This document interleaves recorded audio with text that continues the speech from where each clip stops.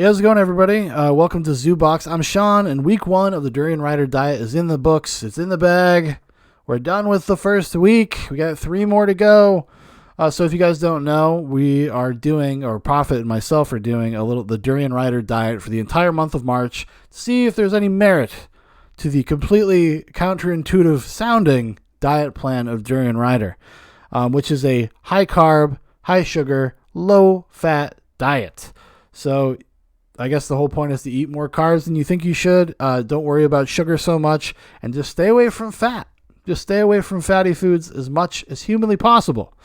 Now, I'm kind of augmenting it. I am not going the full vegan route like Durianrider would. I am incorporating a little bit of meat very sparingly.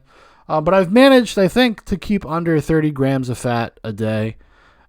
Maybe even like 20 grams is probably what the median has been. There's been a few times I've definitely... At least one time, I know for sure, I had some family in town this past weekend, and they wanted to go to a restaurant, so we ended up going to Hibachi Grill, and I got the vegetarian meal. And even though I got the vegetarian meal, so I wouldn't, get all the fat from the proteins, they toss that shit in oil, and there's some eggs, there's fried rice, it's chopped up. So I probably went over that day, but I probably not by very much, because it's most of the meal when you get the vegetarian thing is just rice.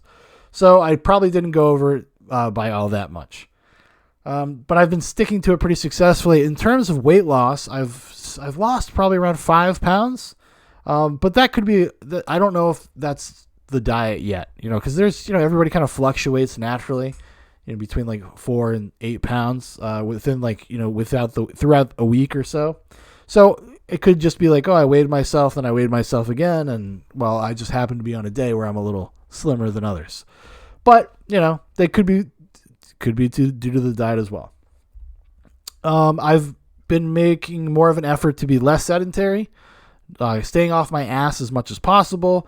Down here where I live in South Carolina, like winter is pretty much over. So there's a lot of stuff to do outside in the yard and get the yard ready for spring and summer. So I've been able to have stuff to keep me busy. So I don't have to exercise, but out there getting that movement. That movement that Durianrider likes to call. He doesn't like to call it exercise, even though it definitely is fucking exercise. But so I do plenty of movement throughout the week. Throughout this past week, I've been out and about and doing stuff, and more active than I have been in at least the past like 3 or 4 months. Because it was winter time. You kind of just hunker down. You end up fucking staying indoors too much. You don't get outside. You feel like some kind of troll, some kind of monster in your house. It's been nice. It's been nice that the weather's been letting up. What else? And my general sense of well-being, how I generally feel, I feel like shit. This diet has not made me actually feel very good. I think that is all of the carbs, because I'm not going crazy on the sugar side of it. I mean, I'm definitely getting sugar, mostly natural sugars from like fruits and vegetables and stuff, or I guess fruits really. Mostly fruits. That's kind of where I'm getting my sugar from. Bananas, strawberries, blueberries.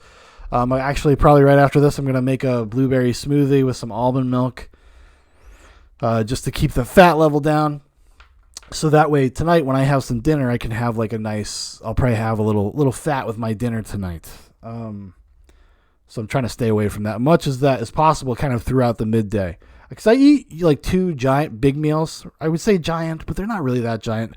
I eat like 2 bigger meals, and it's mainly been consisting of like either rice or beans and like a salad at some point, like a wrap maybe that's full of, different kinds of vegetables and cucumbers and leafy greens and what else? And peppers. I really like peppers, so I've been throwing a lot of peppers in there. So, and using a little bit, just a very little bit of salad dressing and kind of tossing all the stuff in there just to give it a little flavor, a little extra flavor other than just like its natural, diluted vegetable taste. There's not a lot of flavor in some vegetables, and that's probably more a testament to how they're produced and because of the production of them.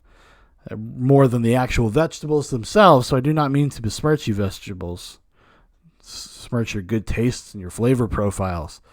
But yeah, so keeping it clean as much as possible, but I still kind of feel like shit. I don't feel very good physically.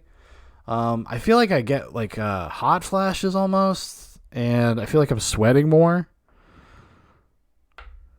I don't know. I don't know if that's the diet. Maybe it could be like I said, the seasons are kind of changing where I am as well. So there's a lot of variables. It might not be the diet that's actually making me feel that way, but it's possible. And that's what we're doing. We're keeping track of those things. So I'll probably by next week, I'm going to have a better sense of how I feel like physically. What I'm going to be doing in the next week going forward, I'm going to be incorporating intermittent fasting into this diet. Because I want to lose weight. Like, I want to lose as much weight as I can. That's the point of dieting, and lifestyle change. It's a lifestyle change because I'm dedicated to a lifestyle change even beyond doing this experiment. I hope that this helps me, in my quest for a lifestyle change. I hope this diet is successful in that regard, but I'm still not very convinced. I tried to do the sugar water. One thing, I felt like physically ill. It was fucking disgusting. And I felt like shit. Actually, I did. I took a nice heavy swig right before I went to record a nightcap last week. And I had an awful episode. It was an awful, the diet was just fucking with me. And my, I couldn't, I don't know. It just didn't feel good.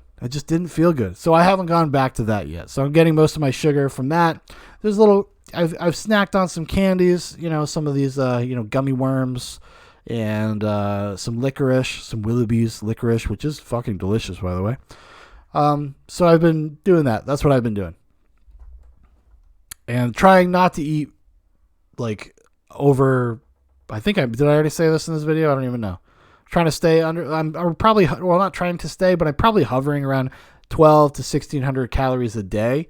Probably usually less than that, but on a high end day, it's probably 1600. That would have been the highest amount of calories I had in a day.